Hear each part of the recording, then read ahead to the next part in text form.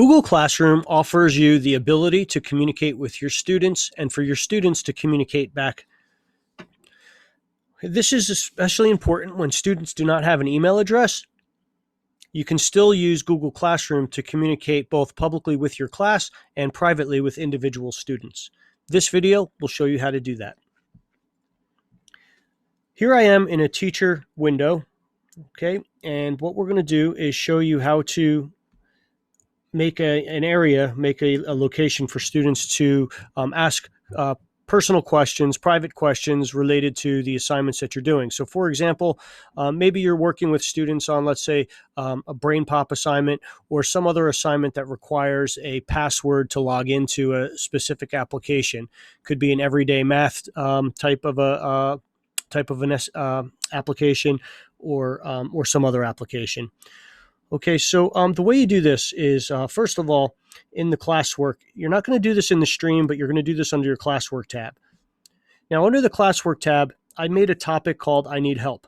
And I would explain to my students that this is where they would go if they ever need, to ask a question about, a specific assignment or just a general question about the class that they wanted a more personal response to.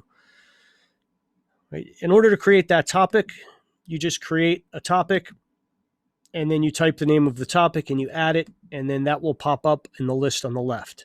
Now I've already done that, so we're going to move ahead to the next step.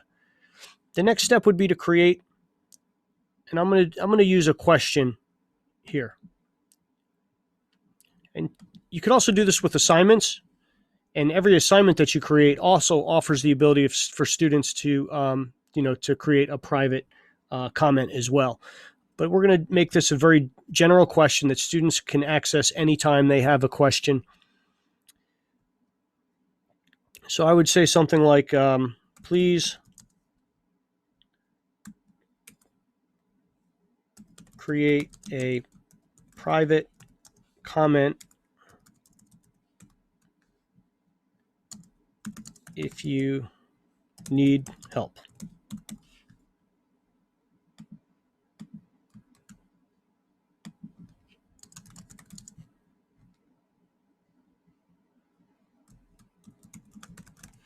Okay.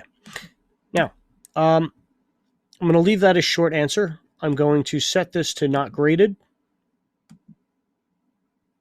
ungraded. I'm going to just post it to this class, all students, no due date. And you can decide whether or not you want students to reply to each other. I'm going to take that off.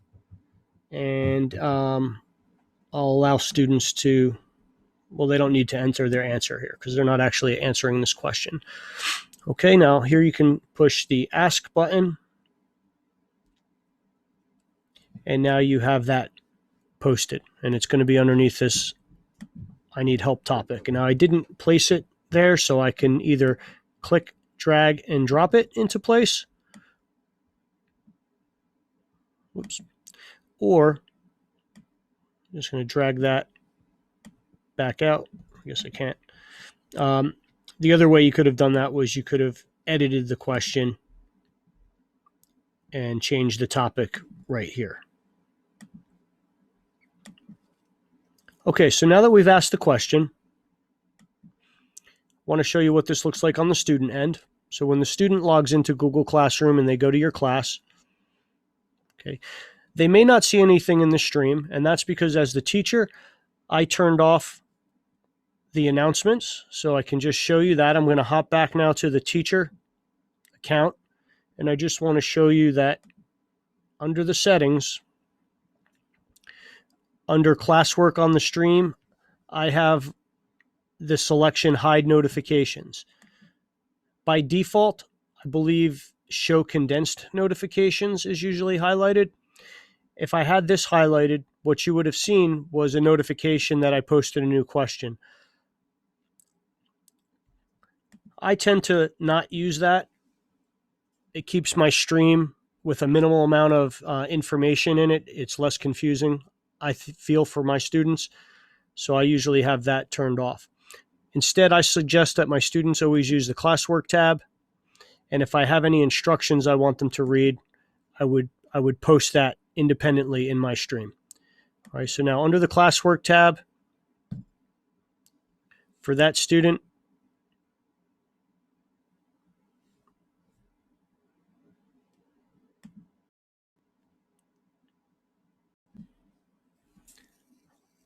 Okay, so here I am again in the student tab. And you can see underneath the I need help, there's a question posted. When the student clicks on that, okay, they can view the question. And here's where you would have to explain to them that you don't want them to comment maybe in the public comment, the class comment section, but instead the private comments. Please help. I need my password, okay, for whatever application that they might need. Now they're going to post that, okay, and it's going to take, a little bit of time for that to post. So it might take, 30 seconds or a minute. It won't be instant. All right, and I'm going to take you into the email, my email, the teacher's email address, and then also back into the teacher's end of the Google Classroom. All right, now when the teacher opens up their email, they're going to see a notification. They'll get an email that says that the student had added a private comment. Okay, and so here you go. You can see the teacher gets this email. Okay, this is our student, LVMS test student. Now, as the teacher, you can reply directly to that student. That will open up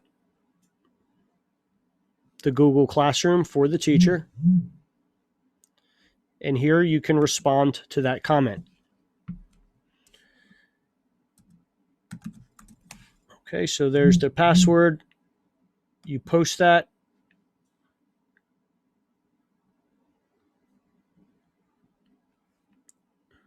Okay, and now the student will see your comment come back to them. And all of this takes place privately between you and the student. The rest of the class doesn't see this. And so this is, especially effective when the communication is just between you and one student and not the whole class. If this was a whole class comment as the teacher, you could just post that either in your class. You might post a general communication with your class with a password for an application that everybody's using, if it's the same password. Or you could create, also material and put passwords in material. Okay, so that is communicating both privately and publicly within your Google Classroom. Thank you for watching. I hope that helps. Have a nice day.